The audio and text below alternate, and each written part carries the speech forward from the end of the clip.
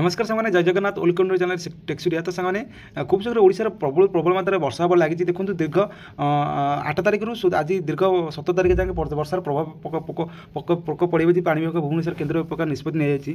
तो देखो राज्य में कालबैशाखी प्रभाव रोचे। तो आज वीडियो मध्य कवर करी तो कौ जिला मान आपको वर्षा हबार अच्छी। तो कौ जिला मान येलो वार्निंग अलर्ट कराई। तो आपको खूब बहुत मात्रा वर्षा हबार अच्छी। तो वीडियो मध्य पूरा कवर करी तो कौ जिले यार प्रभाव पूरा पकड़।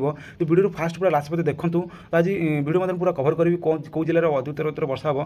तो वीडियो स्टार्ट कर आपको गोटे छोटी रिक्वेस्ट चैनल जो नुआ चैनल सब्सक्राइब कर दिंतु कारण यहीपरी प्रकार किसी न्यूज आपको पहुँचेबी। तो आप मन किसी प्रश्न अच्छी तो कमेंट मत जनातु गोटे लाइक कर दिंतु। तो चलते आज वीडियो स्टार्ट करवा। तो कौन रही आज वर्षार खबर ओडिशार वर्षार खबर आज जाना। तो चलते आज वीडियो स्टार्ट करवा।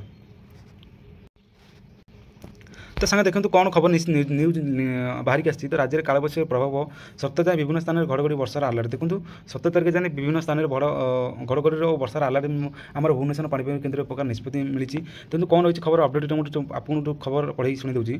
तो राज्य में कालबैशाखी प्रभाव जारी रही। आसंता 17 तारिख पर्यटन विभिन्न स्थान में घड़घड़ी सब वर्षार संभावना। देखो आज आसंता 17 तारिख पर्यटन बहुत जिले में मतलब बहुत जिला मानक आपको देखो वर्षा सहित संभावना मिली। तेणु तापमात्रा वृद्धि पाइब ना कि बड़ धरण परिवर्तन संभावना देखा जाऊनी। देखो आसंता 17 तारिख जाए बहुत जगह घड़घड़ी वर्षा प्रकार भुवनेश्वर पाणीपाग निष्पत्ति मिल जाए। तेणु गत 24 घंटा भितर भुवनेश्वर समस्त विभिन्न स्थान में कालबैशाखी प्रभाव देखा देखो दीर्घ 24 घंटा भितर भुवनेश्वर समस्त विभिन्न स्थान में कालबैशाखी प्रभाव देखा।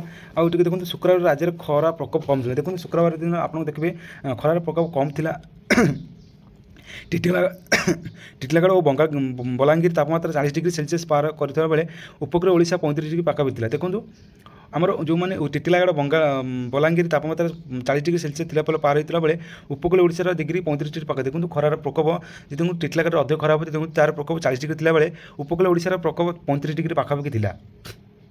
देखो पाणीपाग केन्द्र पूर्वानुमान था शनिवार सुंदरगढ़ केन्दुझर मयूरभंज अनुगुल ढेंकानाल रायगढ़ कोरापुट मालकानगिरी बालेश्वर भद्रक जाजपुर केन्द्रापड़ा कटक जगतसिंहपुर पुरी खोर्धा नयगढ़ गंजाम गजपति और नवरंगपुर घड़घड़ी सह हालुका मध्य वर्षा। देखो आपको यही जिला मान अलर्ट कर हालुका हालुका वर्षा हबार अच्छी। तो यही जिला मान आपको कम वर्षा हबार देखा मिल और घड़घड़ी और बिजुली देखा मिले भुवनेश्वर पाणीपाग केन्द्र निष्पत्ति। तो टी भल देखते।